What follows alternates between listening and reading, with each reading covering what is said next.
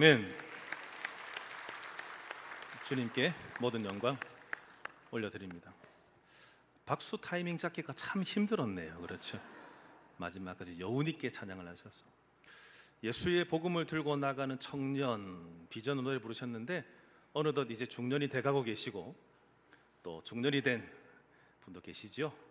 그렇지만 여전히 하나님을 향한 사랑의 불꽃이 타오르기를 바라고 여러분들의 다음 세대가 그런 청년 되기를 축복합니다. 우선 우리 헌금 가지고 기도할까요? 하나님, 찬양을 기쁘게 받아주신 줄 믿습니다. 주사랑 찬양대 우리 교회의 부부 찬양대입니다. 먼저 믿음 가지고 먼저 나온 남편도 계시고 또 먼저 아내가 멤버가 되어서 찬양하는 분도 계십니다. 이들의 마음의 소원 들어주시사 그들의 배우자들에게도 믿음 더해 주셔서 부부가 함께 설 수 있는 은혜와 축복도 더하여 주시옵소서. 오늘 주님께 11조 드립니다. 또 은혜의 자리 감사하면서 또 비가 많이 왔는데 안 다친 것, 또 사랑의 우유, 그리고 구역 모임 헌금 1,000번째, 또 사랑의 우유 나누기 등의 예물을 올려 드렸사오니 받아 주시옵시고 이들의 마음과 삶이 주님 안에 늘 있게 하여 주시옵소서. 오늘 또 심지어 목사님 말씀을 듣게 되었습니다. 성령님 기름 부어 주시사 전하는 자나 듣는 자 모두가 큰 도전과 은혜이 되는 시간 되게 하여 주옵소서. 축복합니다. 축복합니다. 예수님 이름으로 기도하옵나이다. 아멘. 자, 강사 소개는 필요 없죠? 예, 우리 본교회에서 저와 함께 고등부 그리고 이교구 그리고 우리 선임 목사 사역까지 잘 감당하시다가 여러분들의 기도와 여러분들의 후원 속에서 2년 전에 천안 지역에 교회를 설립하게 되었습니다. 교회 이름 뭔지 아시죠? 예, 우리는 온양의 삼일교회, 그리고 신 목사님은 천안의 삼일교회에서 삼일교회라는 이름을 지어서 2년 동안 열심히 다하여 사역하고 있습니다. 천안 삼일교회 성도님들이 목사님 설교하신다고 또 함께 오셨나 봐요. 참 우리 의리가 대단하세요. 한번 일어나 보세요. 한번 일어나 보세요. 예, 우리 박수 격려 해주시고, 예, 감사합니다. 예, 감사합니다. 저도 부교육자였던 교회 설교를 2번 하고 왔는데 우리 성도님들 아무도 안 오셨는데, 네 분 의리가 참 대단하시네요. 내가 사역했던 그 교회에 다시 와서 설교한다라고 하는 것은 영광입니다. 큰 기쁨이고, 그리고 굉장히 설레고 또 떨리는 자리이기도 합니다. 목사님이 너무 떨려서 3일 밤마다 금식하면서 설교를 준비했다고 해요. 살 빠졌다고 그러네. 3일 동안 금식을 했다고 하는데 우리 목사님 나오시겠습니다. 짐을 바꿔매라 라고 하는 제목으로 말씀 전하실 때 큰 은혜 있으시기를 바랍니다. 우리 목사님 나오실 때 할렐루야 박수로 맞이하겠습니다. 할렐루야.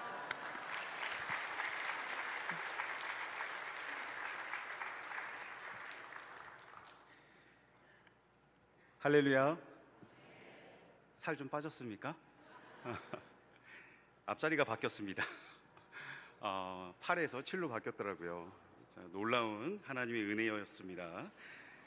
저희 몸무게의 변화가 아니라 오늘 우리의 수고하고 짐 모든 짐들이 변화되는 그런 은혜가 임하기에 주의 이름으로 축복합니다. 저는 2년 만에 이 자리에 서게 되었습니다. 다시 이 자리에 언젠가는 서고픈 마음이 있었죠. 근데 2년 만이란 이렇게 짧은 시간 만에 이렇게 교회에서 불러주셔서 너무나 감사합니다. 먼저 우리 주님께 영광이고 감사하며 또 최동욱 목사님과 또 당회 장로님들 그리고 성도님들께 다시 한번 감사드립니다. 지난주 충청 지역에 많은 비가 내려서 호우 피해가 있었는데 천안도 제법 내렸습니다. 터널이 잠기고 홍수의 피해가 있었지만 그래도 인명피해 없이 잘 지나가서 참 다행스럽다라고 생각이 듭니다. 바라기는 이 호우 피해를 입으신 분들이 있거나 꼭 마음의 어떤 상함 또 자신의 무거운 짐과 수고 때문에 허덕이시는 그런 성도님들이 계시다면 이 시간 주의 은혜를 사모하고 모인 이 자리를 통해서 우리 주님이 주시는 은혜의 단비, 또 마음을 새롭게 하시는 그 변화와 역사가 우리 가운데 임하길 주의 이름으로 축복합니다. 사랑하는 성도 여러분, 사람들이 기대하는 것이 있습니다. 1년에 딱 한 번 기대하는 것이 있고 간절히 바라는 순간이 있습니다. 그것이 무엇일까요? 저한테는 딸아이와 아들이 있는데 요즘 이 시간을 간절히 기다립니다. 또 이제 8월이면 본격적으로 시작되는 이 기간을 직장인들은 간절히 기다리고 있습니다. 무엇인지 다 아시겠죠? 바로 무엇일까요?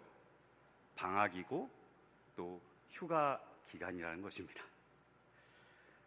학생들은 방학을 기다리고 일하는 사람들은 쉼을 위해서 휴가를 간절히 기다립니다.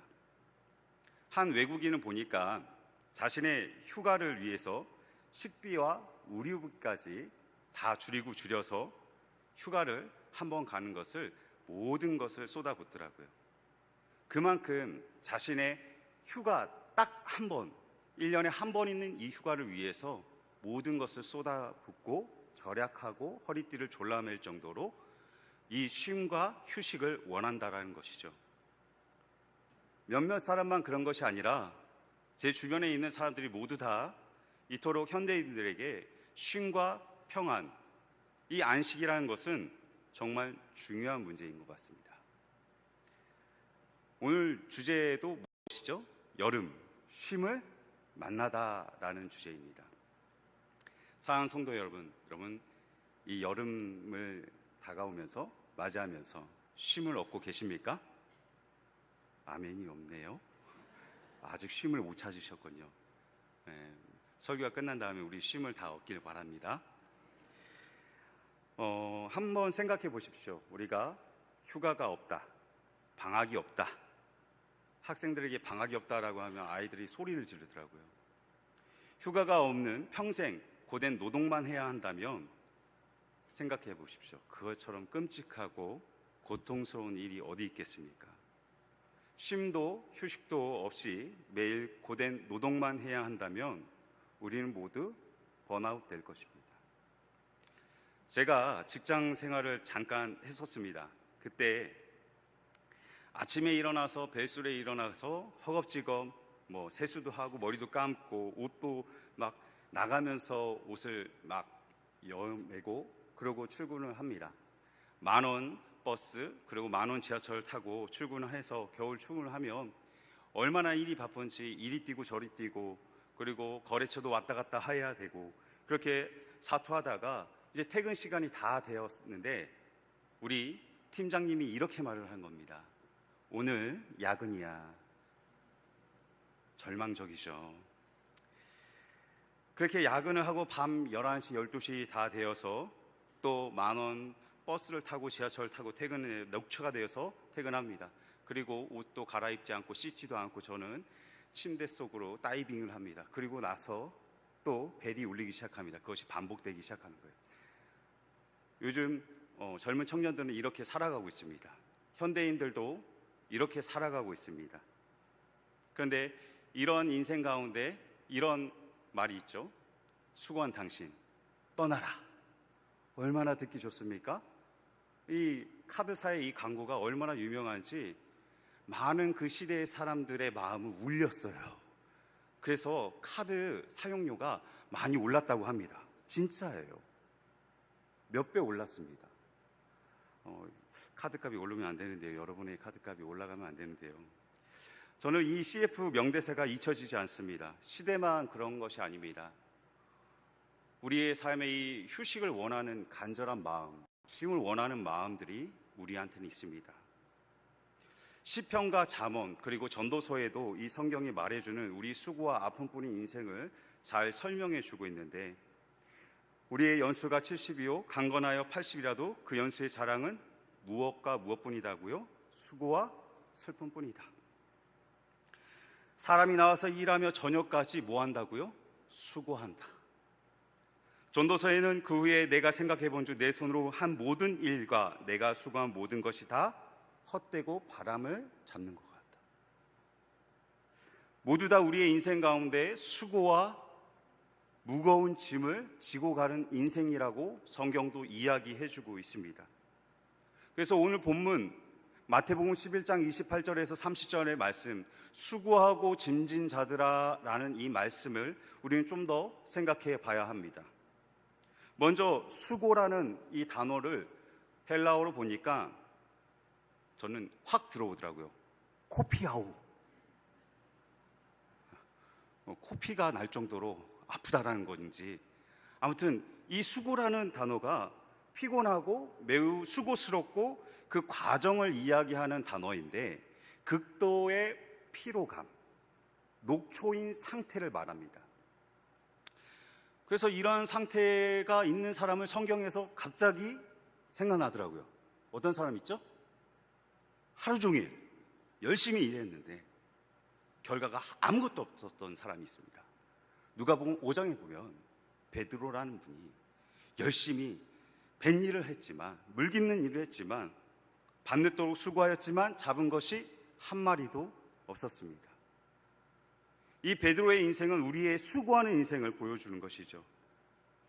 어쩌면 그날만 못 잡은 것이 아니라 며칠 동안 못 잡을 수도 있고, 며칠 동안 빈 그물일 수도 있고, 몇 달 동안, 수개월 동안, 아니면 1년 동안 우리는 텅 빈 그물만을 끌어올리는 그런 수고를 할 수밖에 없는 인생이라는 것입니다. 제가 여기 온양에 사역했을 때가 코로나가 있었던 시절입니다. 그때 성도님, 택시 하시는 성도님들이 그랬죠. 오늘 하루 종일 손님 1명 태웠어, 2명 태웠어. 그러니까 옆에 계셨던 자영업자를 하시는 성도님이 이렇게 말씀하시는 겁니다. 그래도 태웠네. 무슨 말입니까? 빈 그물, 빈 가게, 텅 빈 공간, 온 밤을 지새며 그물을 내렸지만, 수고하였지만 아무것도 얻은 것이 없게 됐다라는 것이죠. 그것이 우리의 수고입니다. 그런데 이 성도 여러분, 이 빈 그물, 빈 가게, 맥 빠지고 허망하고 허탈하고 무기력하고 절망적인 이 순간, 육체적인 이 수고와 녹초가 된 상태를 이 수고가 이야기하는 것이 그뿐만이 아닙니다. 여기서 수고라는 단어는 우리 육체의 수고와 노력과 어떤 땀을 흘려서 흠뻑 이렇게 열심히 살아온 우리의 인생을 말해주지만, 그걸로 수고하는 단어가 끝마쳐지지 않아요. 더 나아가서 이것은 정신적, 심적, 이런 노선에서 연장성이 있다는 겁니다. 그러니까 이 단어가요, 그냥 한순간에 그 짧은 순간 수고하고 땀 흘린 것을 말하는 게 아니에요. 그게 어떻게 된다고요? 계속된다는 거예요. 낙심과 절망을 포함한 이 수고는요, 단순한 수고가 아니라 계속되는 수고입니다. 그러니 분투하고 싸웠지만, 열심히 노력하고 땀 흘렸지만 안 된다라는 것에 부딪히는 거예요. 그러니 이 수고가 얼마나 고통스럽겠습니까? 매일매일 녹초가 되는 거예요. 떡실신이 된다고 하죠. 바로 영적, 육적 패배감 속에 있는 상태를 말해줍니다. 또한 우리의 수고뿐만 아니라 오늘 무거운 짐도 주님께서는 이야기하시는데요. 이 무거운 짐이라는 것은 짐을 지우다, 짐을 싫다, 짐을 적재하다라는 것인데, 적당히 적재하는 게 아니에요. 우리 유튜브나 뉴스에서 간혹 보시죠. 무슨 택배사의 이 고된 노동, 지금처럼 30도, 40도에 육박하는 그 실내에서 이 택배가 진짜 우리 홍수처럼 밀려오는 거예요. 택배가요. 그럼 분류하는 이 택배 분류원들이요, 이것을 감당할 수가 없는 겁니다. 자리를 비울 수도 없어요. 잠깐 쉬고 싶어도 쉼이 없어요. 왜냐? 쉬었다간 더 많은 물량이 계속 밀려 들어오니까요. 그것을 감당하지 못해서 번아웃이 되어버리는 거죠. 그래서 하다가 도망가는 청년들도 있고, 이틀 정도 하면 3일째는 쉬어야 한다고 합니다. 여러분의 무거운 짐, 오늘날의 현대인들의 무거운 짐, 이것이 계속해서 적당히 지워지지 않는다라는 거죠. 계속해서 연속적으로 지워지고 지워진다는 거죠. 제가 좋아하는 기안 84 이 배우가 태어난 김에 세계 일주라는 그 프로에서 산악지대를 찾아갔습니다. 네팔의 히말라야, 그리고 특히 차마고도라고 하는 지역인데, 여기는 마라톤 풀코스보다도 더 어렵다고 합니다. 마라톤보다 더 어렵대요. 마라톤을 뛰어보신 분들은 잘 이해하실 겁니다. 근데 그 길을 짐을 지고 가는 것이 있습니다. 바로 무엇입니까? 노새요, 노새. 당나귀, 그리고 말들. 이런 동물들이 짐을 지고 갑니다. 여러분 한 번쯤은 보셨을 것입니다. 평평한 길도, 잘 닦인 길도 아니고 그 산악 지역을 눈보라가 그리고 기온차가 있기 때문에 매우 힘듭니다. 근데 그 동물에게 짐을 한두 개 지운 게 아닙니다. 그 험한 산길을 올라가야 하니까 매우 어렵게 그 짐을 계속해서 지우고 갑니다. 바로 우리의 인생이라는 거죠. 성경에서 보니까 이런 모습의 민족이 하나 생각났습니다. 어떤 민족입니까? 대한민국 아니고요. 바로 히브리 민족입니다. 출애굽기에 보면 애굽에서 이들은 노예로 전락합니다. 종살이를 하기 시작하죠. 계속해서 이스라엘이 늘어나자 바로는 그들에게 비돔과 라암세스라는 국고성을 짓도록 명령합니다. 하루 종일 뭐만 하라는 겁니까? 일만 하라는 거예요. 일만. 오늘날 시대도 그런 것 같습니다. 죽어라, 일만 해라. 쉼이 없는 거죠. 무거운 짐을 지우는 노새처럼 이스라엘은 변해버렸습니다. 그런데 우리에게 인생의 삶의 무게도 그렇게 수고와 무거운 짐을 지고 가는데, 당시 유대인들에게 있어서 삶과 종교는 하나였습니다. 바로 우리의 삶과 우리의 신앙과 믿음은 하나입니다. 따로 떼어 구분할 수 없습니다. 우리의 삶과 신앙은 하나여야 합니다. 유대인들, 히브리 민족도 마찬가지로 그들의 삶과 그들의 신앙은 하나였습니다. 신앙과 삶이 떼어낼 수 없음 같이 삶이 말씀으로 우리의 삶을 해석하고 또 말씀의 삶의 기준과 그 방향을 제시할 수 없다면 그것은 따로따로 떼어진 삶을 살게 되는 것입니다.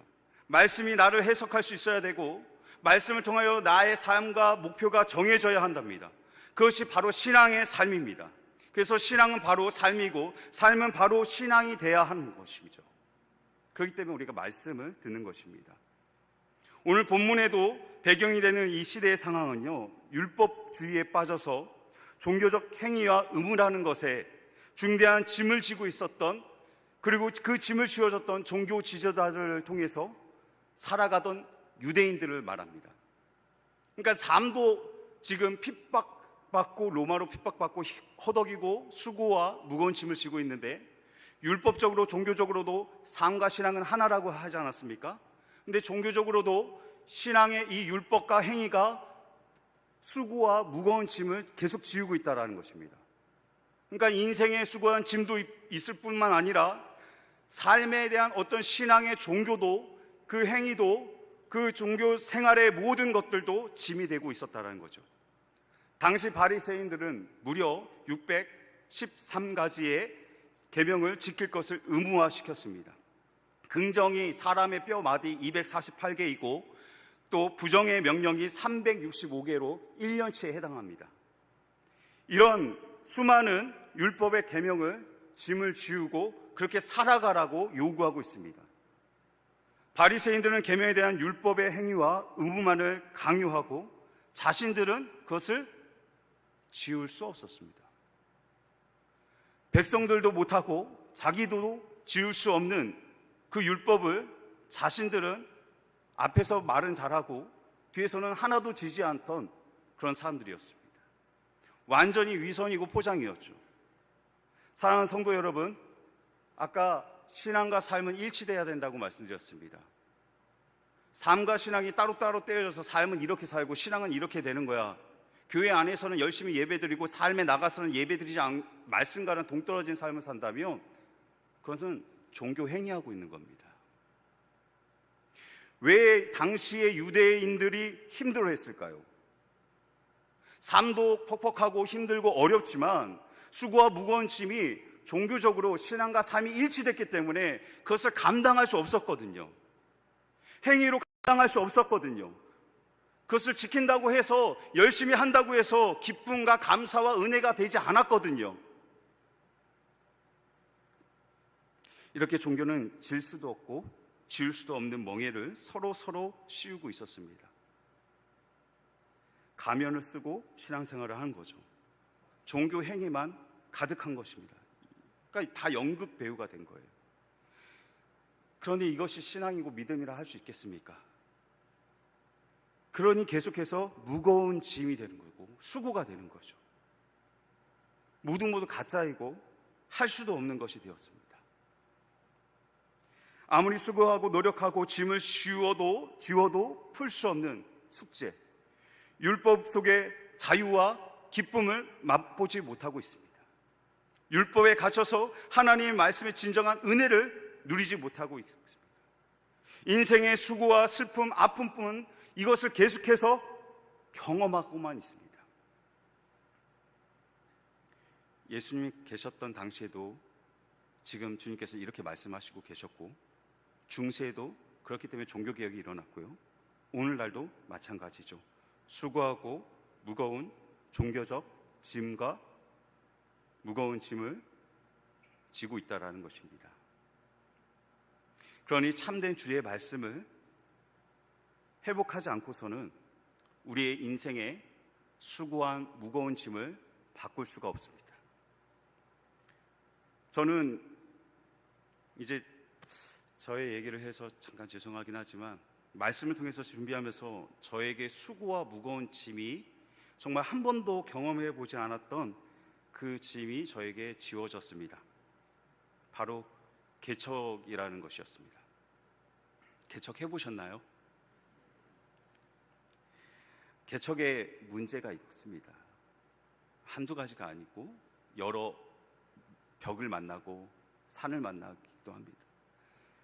또 개척을 하고 잘 되는 것이 아니라 성장해야 되지 않겠습니까? 저 안에 가장 큰 두려움이 뭔지 아십니까? 개척했을 때요.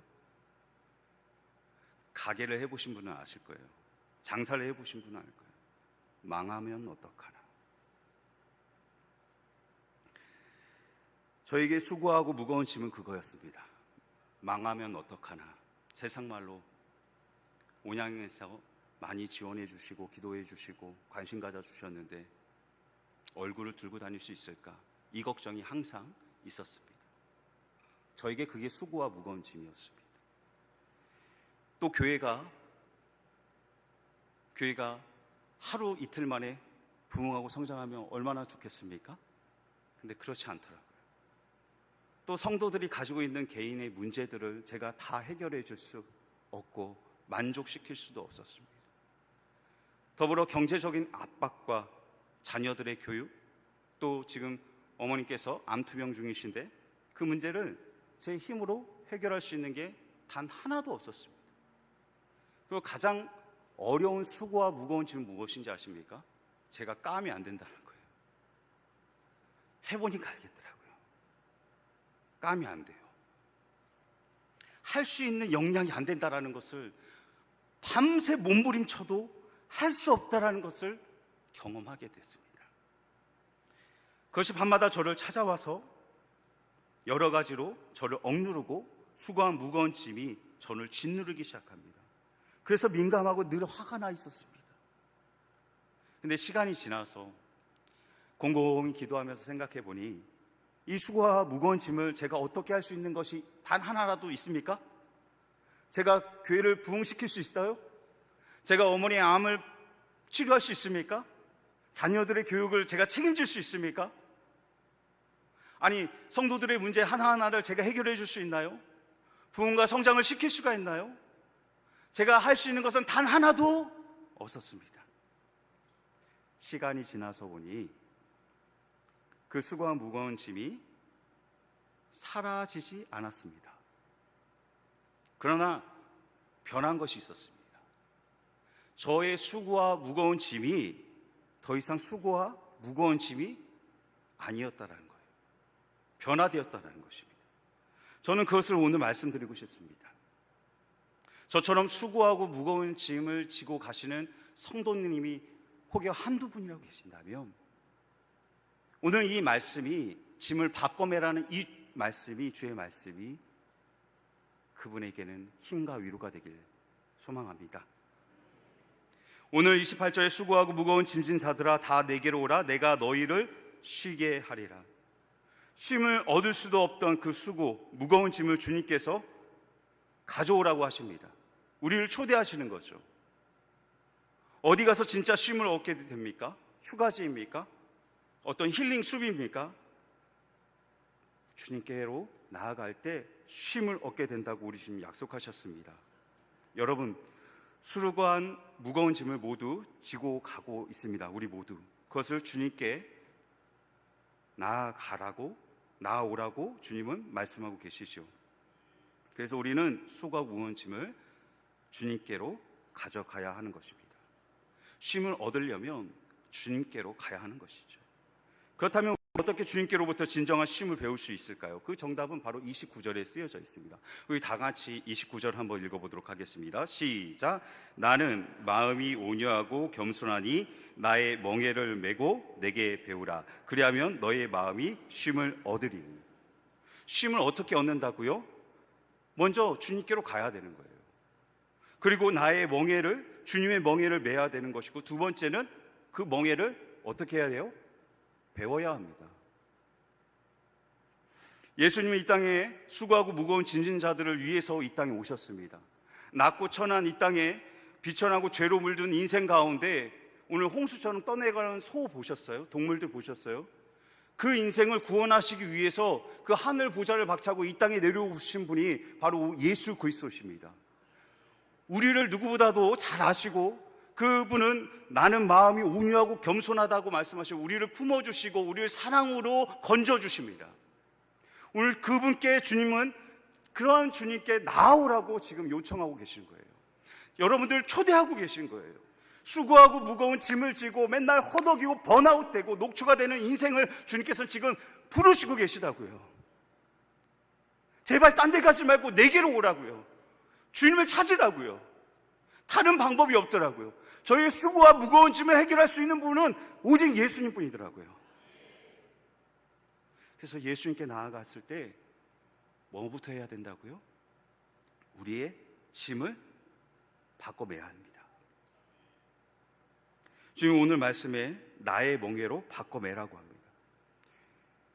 여러분, 인생의 수고의 짐을 변화시키는 것은 진정한 쉼을 얻는 방법은 첫 번째, 나의 멍에를 매라.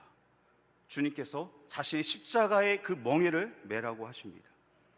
멍에를 매보신 분들은 없으실 거예요. 멍에가 이 밭을 가는 소에게 쓰이는 표현이거든요. 근데 우리나라에서는 밭에 소를 이제 멍에를 맬 때 한 마리를 맵니다. 그러나 팔레스타인 이 이스라엘 중동의 지역에서는요, 멍에가요, 이 나무로 된 이제 소의 목에 씌우는 것인데 이 멍에가 두 마리가 한 쌍이에요. 그래서 한국말로 한 결이라고 하죠. 예. 그래서 소 두 마리가 같이 매는 멍에예요.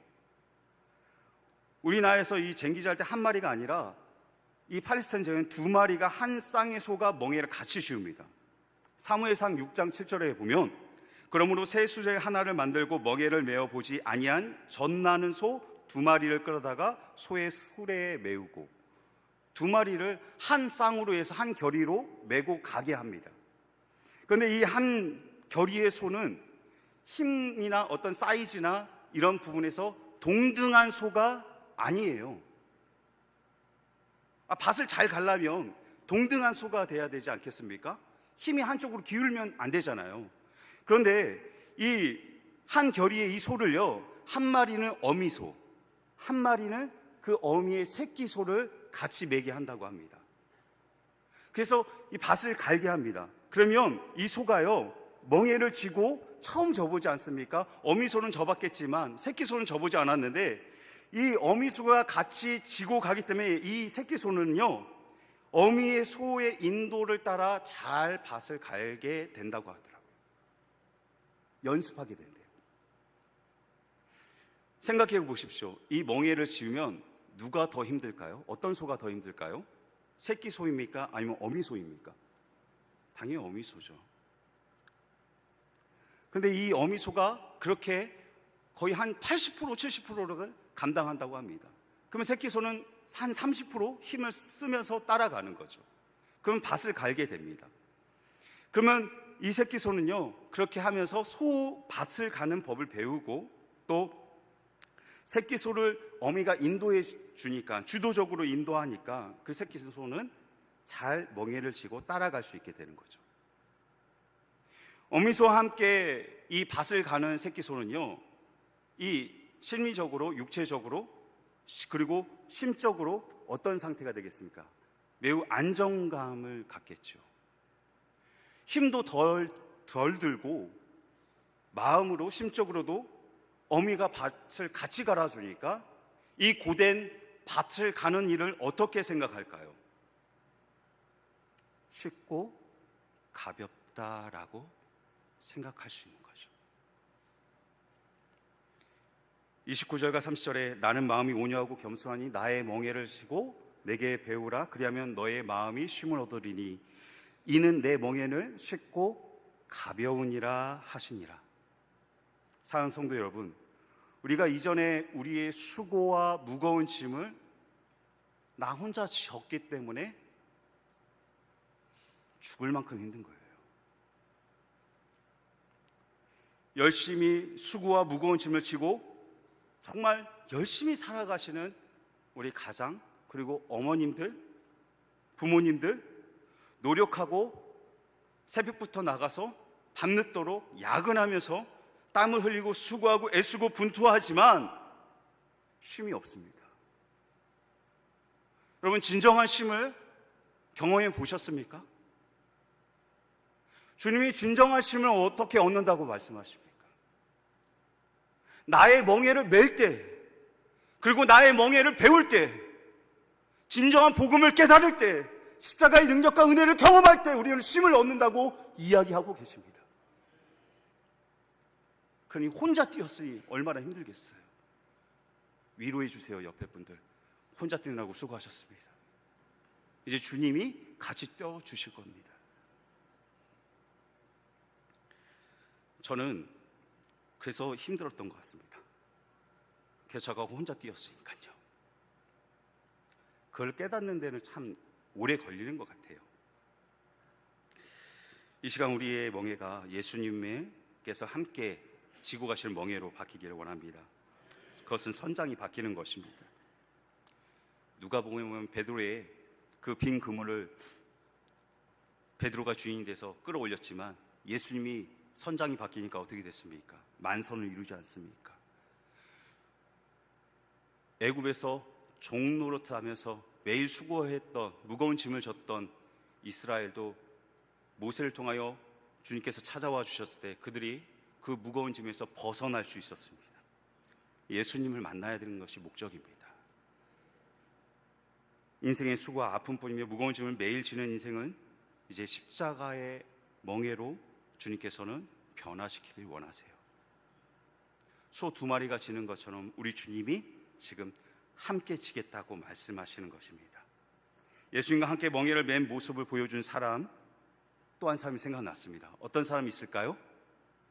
비아 돌로스라고 하는 고난의 십자가의 길을 예수님과 함께 그 멍에를 지고 간 사람이 있습니다. 유명하죠. 누구입니까? 구레네 시몬이라는 사람입니다. 그런데 그도 율법을 지키기 위해서 수고하고 무거운 짐을 지고 살아가던 인생입니다. 율법의 요구에 따라서 지금 절기를 지키기 위해서, 오순절 절기를 지키기 위해서 지금의 아프리카 리비아 지역에서 무려 1800km를 수일 아니면 몇 달을 지금 수고하고 걸어온 사람입니다. 그때 이 시몬을 어떻게 합니까? 로마 군사들이 예수님과 함께 십자가를 억지로 지우게 합니다. 마가복음 15장 21절에 마침 알렉산더 루포의 아버지인 구레네 사람 시몬이 시골로 와서 지나가는데 그들이 그를 억지로 같이 가게 하여 예수의 십자가를 지우고, 그런데 놀라운 일은 예수님과 십자가를 지고 나서 이 구레네 시몬이 그의 삶의 변화를 맞게 되었다는 것입니다. 누군가 저에게 이렇게 말합니다. 목사님, 그 어려운 십자가를 지는 것이 어떻게 쉼과 평안을 가져다 줍니까? 그런데 주님이 주신 십자가의 무게는 무거운 것이 아닙니다. 우리 보고 죽으라고 십자가를 지우시는 것이 아닙니다. 예수님의 목적은 그 십자가를 지우고 인생의 목적과 방향과 그에게 생명과 구원을 주시기 위해서 십자가로 초청하고 계시는 것입니다. 개척을 하니 그 무거운고 버거운 고난의 십자가, 그 멍에가요, 주인이 바뀌었지 않습니까? 저는 그래서 항상 부목사입니다. 담임 목사님 누굽니까? 우리 주 예수 그리스도입니다. 교회의 주인이 누구입니까? 예수 그리스도입니다. 여러분 삶의 인생의 주인이 누구이십니까? 여러분이 아닙니다. 바로 예수 그리스도입니다. 예수님께서 여러분을 부르셨잖아요. 그리고 그 배에 올라타셨잖아요. 여러분 인생의 삶에, 여러분의 주인된 그 삶에 주님이 올라타셨다고요. 그리고 누가 이제 주인이 되셔야 합니까? 바뀌지 않으면 쉼을 얻을 수 없어요.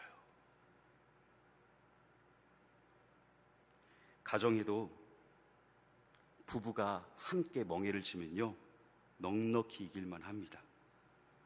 교회는요, 개척교회는요, 저 혼자 짐을 지는 것 같습니까?